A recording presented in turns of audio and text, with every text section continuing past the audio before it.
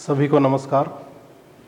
New Catholic mission school Jhabua से एक बार फिर कक्षा 12वीं के छात्रों को हिंदी कक्षा में स्वागत करता हूं। पिछली बार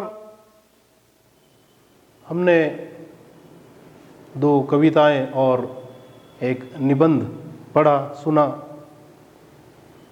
इसी कड़ी में आज हम हमारी पाठ्य पुस्तक आरोह भाग 2 से एक संस्मरण पढ़ने जा रहे हैं। आधुनिक काल की विधाओं में हम जैसे कहानी, निबंध, एकांकी, नाटक, आलोचना, जीवनी, आत्मकथा अनेक विधाएं पढ़ते हैं। इसी में संस्मरण और जीवनी में थोड़ा बारीक अंतर है। जीवनी किसी महापुरुष की याद में उनके रचनात्मक कार्यों को बताया जाता है। संस्मरण में ज़रूरी नहीं है कि कोई विशिष्ट व्यक्ति हो, सामान्य व्यक्ति का चित्रण भी यहाँ पर किया जाता है। जीवनी में विशेष जो महापुरुष या कोई विशिष्ट व्यक्ति है, उनके कार्यों को ही महत्व दिया जाता है, उनके अच्छे कार्यों को। लेकिन संस्मरण में ऐसी बाध्यता नहीं है। संस्मरण में लेखक स्वयं एक पात्र भी होते हैं, जैसा कि आज हम पढ़ने जा रहे हैं।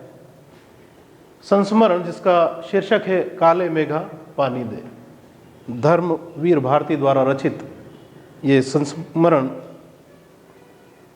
विज्ञान के तर्क और प्रचलित लोक जीवन में प्रचलित विश्वास के द्वंद्व को चित्रित करता है। वैसे तो विज्ञान का तर्क यथार्थ से जुड़ा हुआ है, लेकिन आस्था भी अपने आप में महत्वपूर्ण है। विश्वास का अपना एक सामर्थ्य होता है।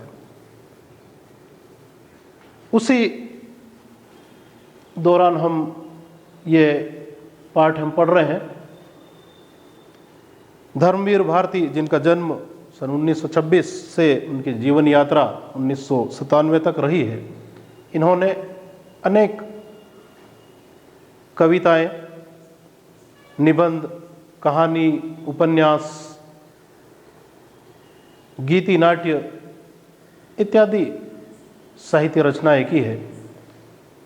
साथ ही उनका ये संस्मरण भी निश्चित रूप से अविस्मरणीय है। काले मेघा पानी दे। प्रस्तुत संस्मरण में लेखक ने, जैसा मैं पहले बताया, कि विज्ञान के तर्क और लोक जीवन में प्रचलित विश्वास के द्वंद्व को चित्रित किया है।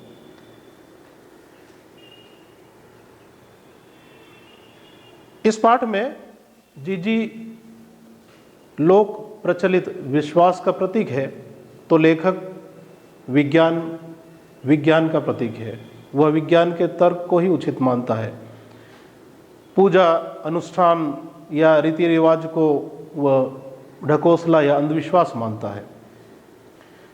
विज्ञान, उनका मानना भी सही है, क्योंकि विज्ञान अपनी तर्क पर, अपनी कसौटी पर कसकर ही किसी बात की पुष्टि करता है। लेकिन विभिन्न धार्मिक अनुष्ठान या रीति रिवाज के अंतर्गत बहुत सारे अंधविश्वास भी जुड़ा हुआ रहता है। लेकिन फिर भी, जैसे हम विशेषकर भारत देश में हम आस्था का देश है, निश्चित रूप से यहाँ पर अनेक संस्कृतियाँ, अनेक रीति रिवाज होते हैं जिसके अंतर्गत लगता है कि ये तो अंधविश्वास है, लेकिन फिर भी आस्था से जुड़ा होने के कारण ये अपनी महत्ता को दर्शाता, अपना सामर्थ्य बताता है। लेखक विज्ञान को मानने वाला है, समाज के रीति रिवाज को भी महत्व देता है। उसका एक कारण है जीजी। उसकी जीजी उसकी माँ की उम्र से भी बड़ी है, उसका पालन पोषण करती है, और इसीलिए लेखक उसके प्रति समर्पित हैं।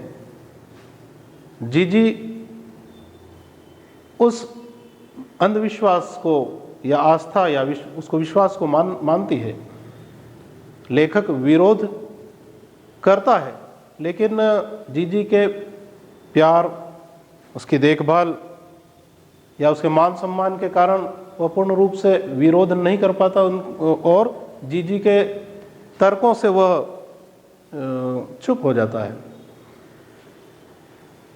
यहाँ पर हम देखते हैं कि उनका मानना है कि जिन चुनौतियों को विज्ञान हल नहीं निकाल सकता, बहुत बार देखा गया है कि उसका हल समाज ढूंढने का निरंतर प्रयास करता रहता है। तो इसीलिए इस पाठ में विज्ञान के तर्क और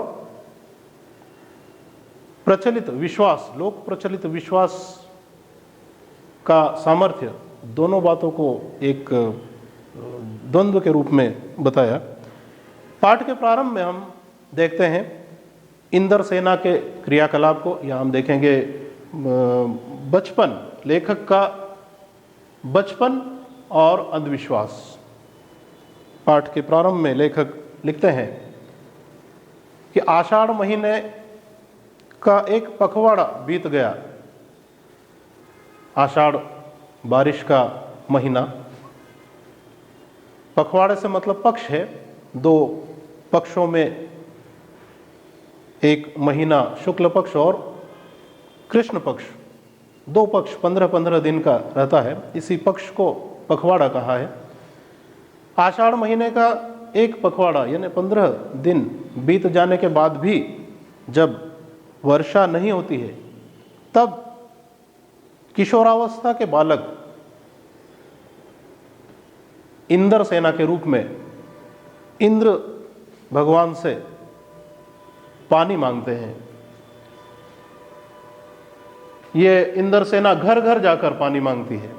काले मेघा पानी दे, गगरी फूटी बैल पियासा, पानी दे गुड़ धानी दे, काले मेघा पानी दे।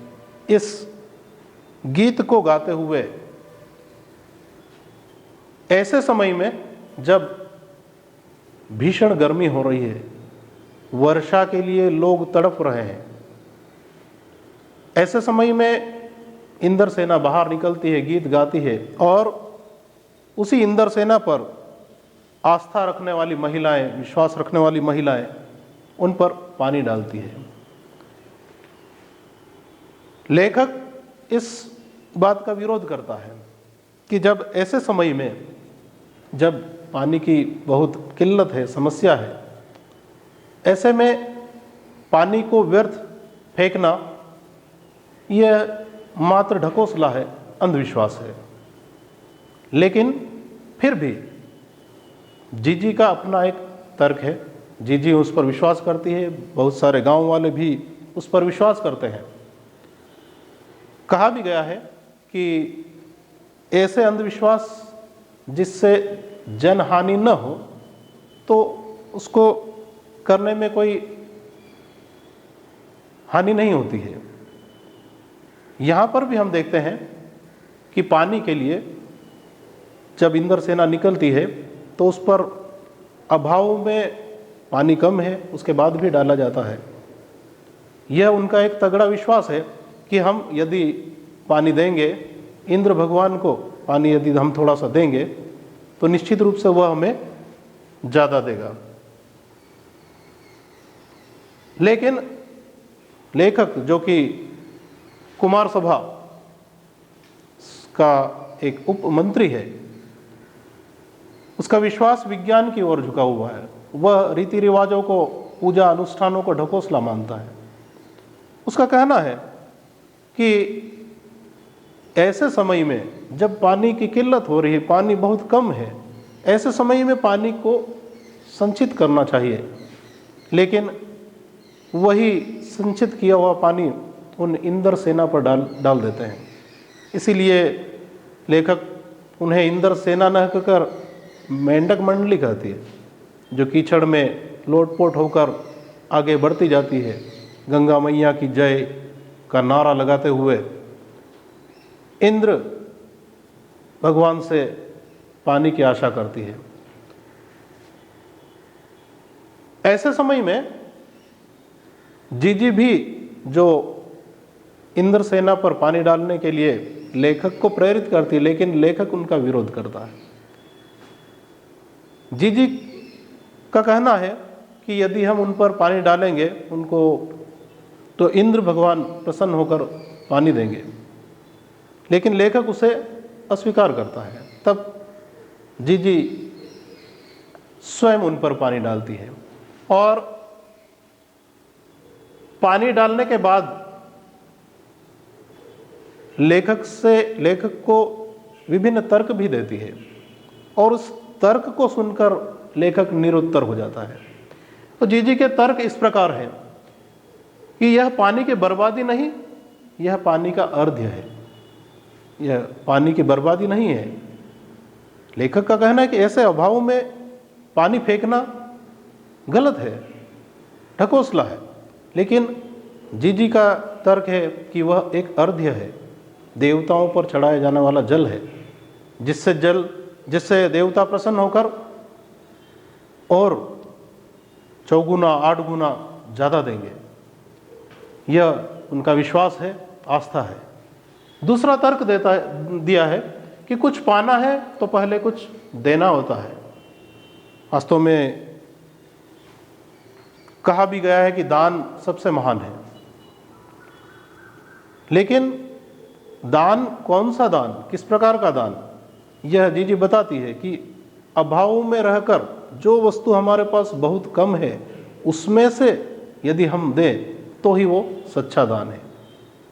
यदि कोई करोड़पति है और 10-20 रुपये दान दे दे तो वो वास्तव में दान नहीं कहलाएगा। लेकिन कोई यदि अभाव में है और वह अभाव में रहकर, 10th क्लास में आपने कविता पढ़ी होगी जिसमें महापुरुषों का उल्लेख, रंतिदेव का उल्लेख है, दानवीर कर्ण का उल्लेख है।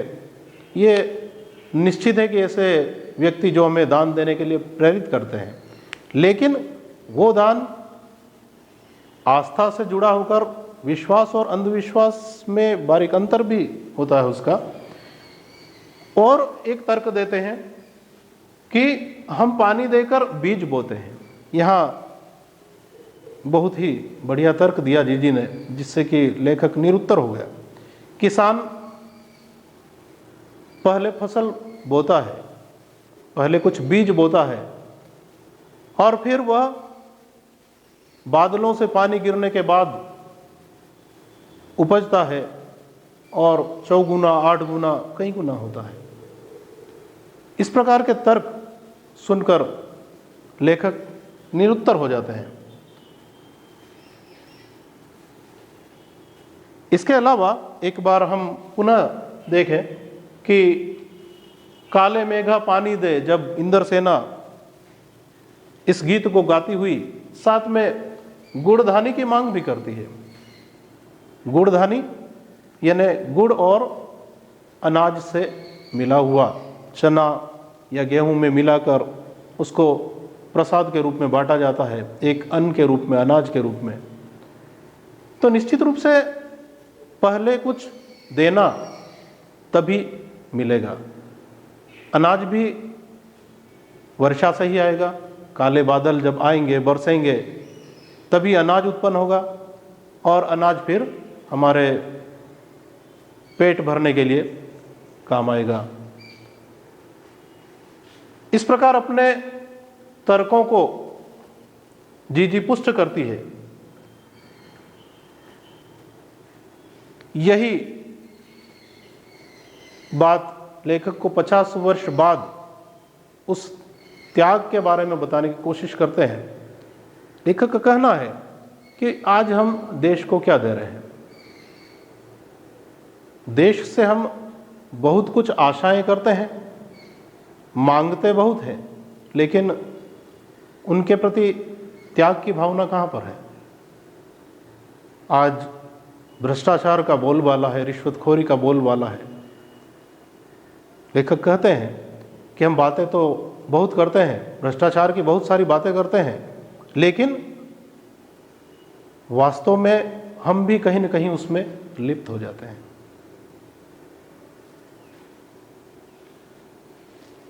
इस प्रकार लेखक कहते हैं कि आज भी वही परिस्थिति है, पानी बरसता है, गगरी फूटी की फूटी रह जाती है, बेल प्यासे के प्यासे रह जाते हैं। आखिर ये स्थिति कब बदलेगी। यानी अगर हम देखें, यहाँ गगरी फूटना, बेल प्यासा रहना, यहाँ विभिन्न मूलभूत जो सुविधाएं हैं वो लोगों को शासन द्वारा अगर मुहैया नहीं होती है तो निश्चित रूप से वह गलत है। खैर, वास्तविक जो बात इसमें बताई है वो विज्ञान के तर्क और लोक में प्रचलित विश्वास की। तो इस पाठ को पढ़कर हम समझने की कोशिश करें। लेखक भी इसमें पूर्णतः निष्कर्ष नहीं निकाल पाता है कि विज्ञान का तर्क सही है या सहज प्रेम, या फिर वो दोनों। आप लोग भी उसको समझें और मनन करें। हाँ, एक बात पुनः मैं आप लोगों को याद दिलाता हूँ कि PDF के अंतर्गत जो क्वेश्चन आंसर भेजे जाते हैं, आप लोग अपनी नोटबुक में उससे लिखें, क्योंकि लिखने का कार्य भी जारी रखना है हमको। केवल वीडियो नहीं देखना है, केवल मोबाइल से मात्र देख लिया और हो गया, ऐसा नहीं है। अंततः मूर्त रूप हमें बोर्ड परीक्षा में रिटर्न में देना है, लिखना है।